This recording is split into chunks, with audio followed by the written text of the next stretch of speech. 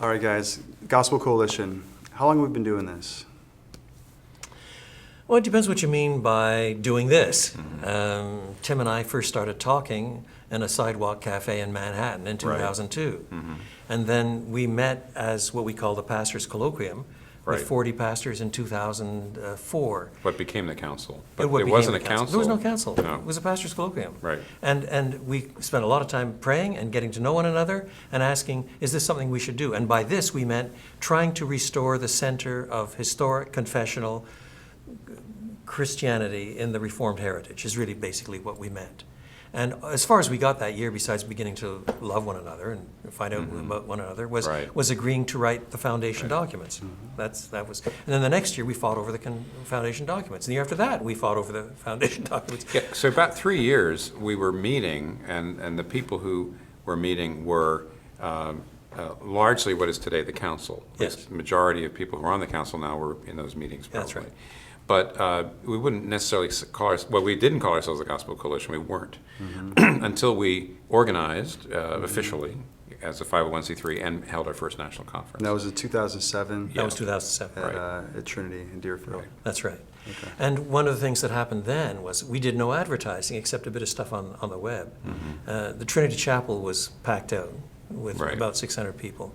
And we looked around and saw that 80% were under the age of 35 or 40. And we thought, hey, God is doing something here. We just need to handle this one carefully and wisely. And then 2009 was at Rosemont in Chicago? Chicago. Okay. And by that time, the web was going, and the website. And quickly, things were being morphed into providing materials for people that were free.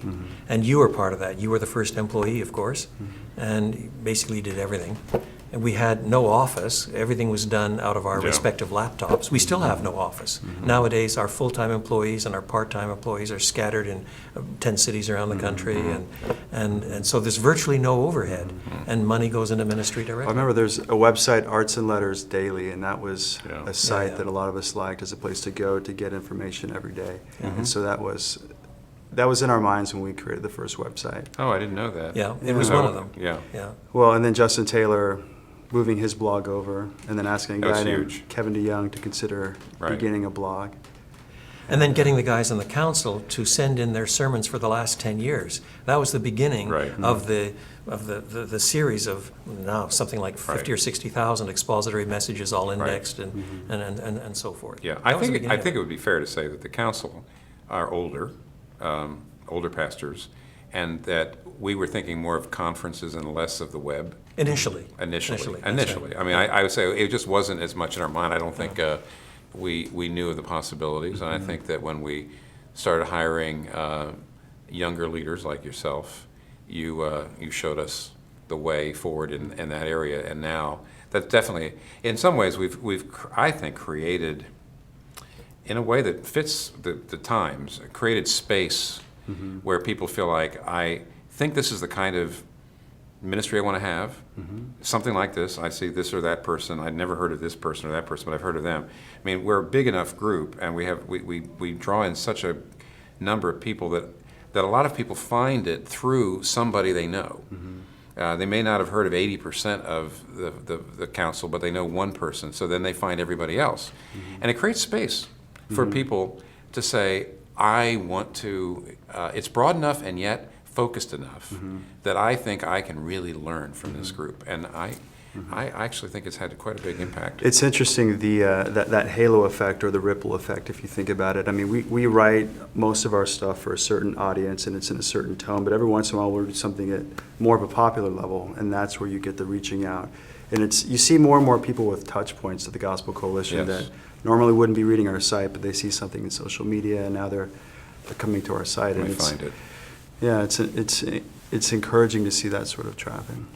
And part of it was, as Tim said, a fair theological robustness in our statement of faith and theological vision of ministry, but that was linked to a great deal of mutual care and affection amongst the council members in the years in which we were the Pastors Colloquium. Yes. And we continue to cherish that. We want to meet together to talk about issues on our own. so that in the off year to the main national conference, we meet together for 3 days in order to work through theological, pastoral issues, get to know each other, spend a lot more time in prayer together than we can at a conference like this. Because, to my mind, one of the marks of the Lord's blessing on this whole thing has not been the numbers or the size of the influence or whatever. It's the friendships, It's Right. by this shall all men know that you are my disciples if you love one another. There is a very healthy, mutual, challenging, caring, loving for one another that I don't think existed before amongst Right. ourselves. I think that was probably the initial attraction. It I may mean, have been. before we knew it would be an organization, before anybody else came along, I think everybody we wanted to know each other.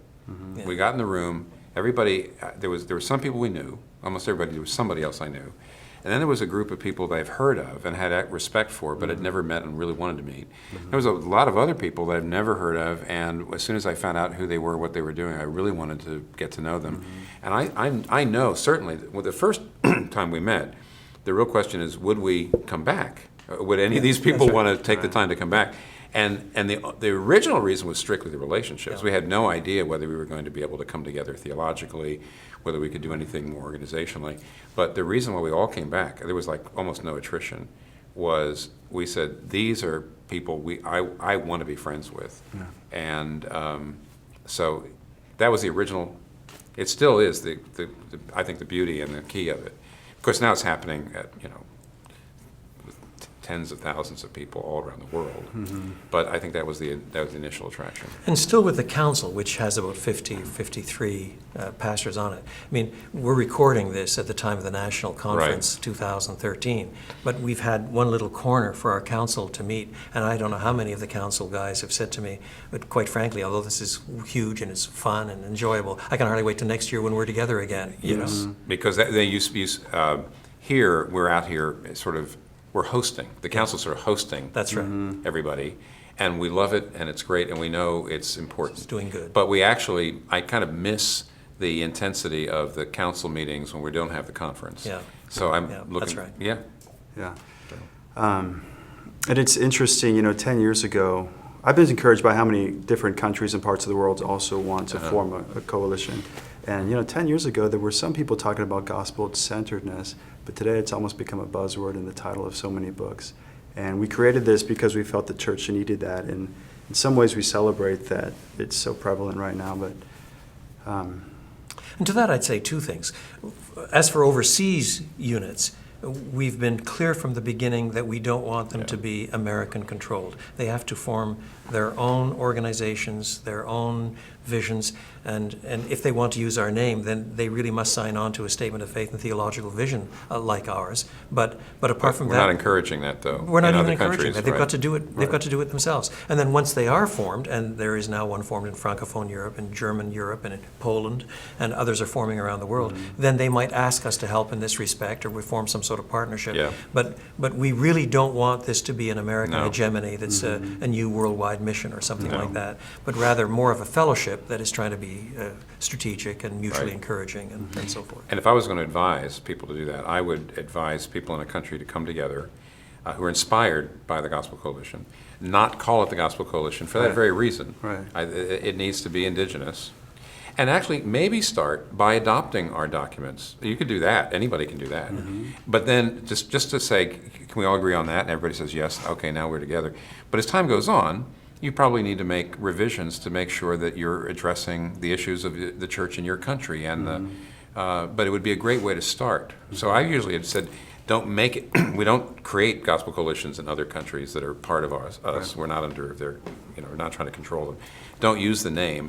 Use the basic documents to draw people together, and then indigenize it as time goes on. I think that'd be a better way to go. And some have used the name, but some have, in French Canada, for example, where one started up, they just call themselves Soda, which is rather nice.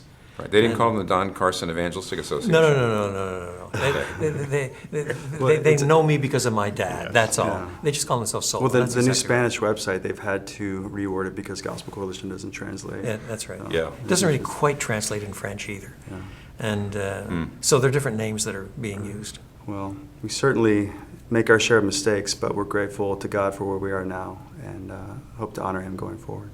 And it's worth adding, God has added, not only you, but through you, an amazing team. We really do have a spectacularly good team of full-time and part-time workers who are self-starters and committed to the mission and creative, thoughtful, Yeah.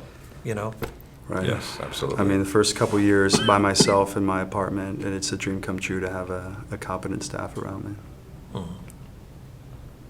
This is only the beginning. I think so.